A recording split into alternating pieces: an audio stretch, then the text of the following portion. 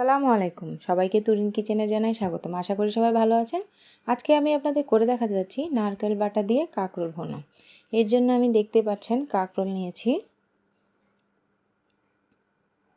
কাকরোলগুলো আমি কেটে আপনাদেরকে দেখিয়ে দিচ্ছি। কাকরোলগুলো আমি গোল গোল করে কেটে নিয়েছি।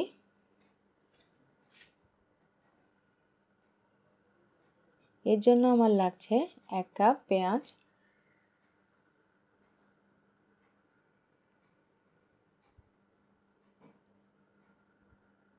লাগছে 1 চা চামচ হলুদ গুঁড়ো,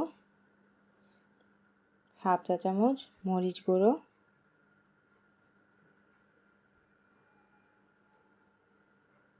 লাগছে হাফ চা চামচ ধনে গুঁড়া,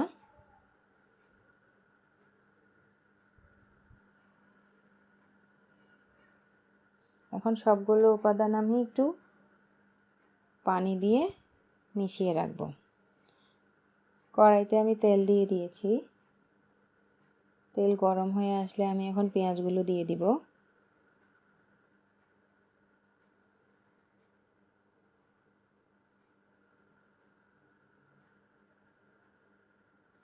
অবশ্যই পুরো ভিডিওটি স্কিপ না করে দেখবেন।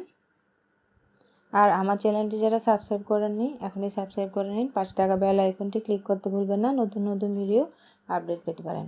আর যারা আমার চ্যানেলটি সাবস্ক্রাইব করেছেন তাদেরকে জানাই অসংখ্য ধন্যবাদ। এই রেসিপিটি অবশ্যই ট্রাই করবেন, নিশ্চয়ই আশা করি অনেক বেশি ভালো লাগবে আপনাদের। এটা গরম ভাতের সাথে খেতে অনেক বেশি ভালো লাগবে। চাইলে খিচুড়ির সাথেও খেতে পারেন, পোলাওর সাথেও ট্রাই করতে পারেন, মন্দ লাগবে না। পেঁয়াজ ভাজা ভাজা হয়ে এসছে। এখন আমি মেশানো মিশ্রণটি মশলা দিয়ে দিয়েছি। এটা দিয়ে এখন ভালো মতো একটু কষিয়ে নিব। কষানো আমার হয়ে গিয়েছে, দেখতে পাচ্ছেন তেল উপরে এসছে। এখন ওই বাটিতে থাকা মিশ্রণটির সাথে একটু পানি অ্যাড করে দিয়ে ভালো মতো আর একটু কষিয়ে নিব। এখন এতে দিয়ে দিব নারকেল বাটা 1 টেবিল স্পুন, যেটা আমি ব্লেন্ডারে ব্লেন্ড করে নিয়েছি, যেটা এটার স্বাদ আরও বাড়িয়ে দিবে। নারকেল বাটা দিয়ে কাকরোল খেলে অনেক বেশি ভালো লাগে।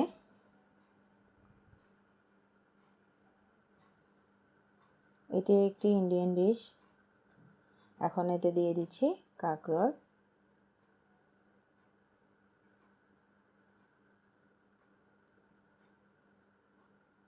এখন একটু ভালো মতো 4-5 মিনিট কষিয়ে নিব।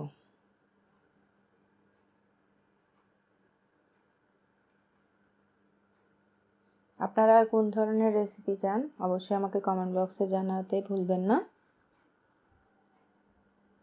আপনাদের জন্য সহজ উপায়ে আমি রেসিপি দেওয়ার চেষ্টা করব।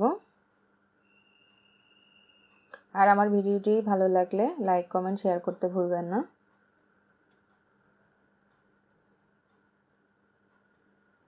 কষানো হয়ে গিয়েছে, এখন আমি এতে পানি অ্যাড করব যাতে কাঁকরোলটা ভালো মতো সেদ্ধ হয়।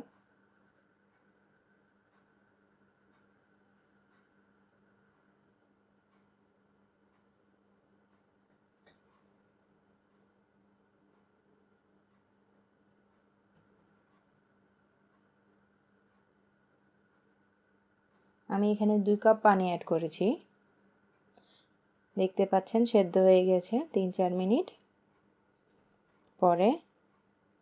এখন এতে ধনেপাতা দিয়ে দিচ্ছি। যারা ধনেপাতা খান না তারা স্কিপ করবেন।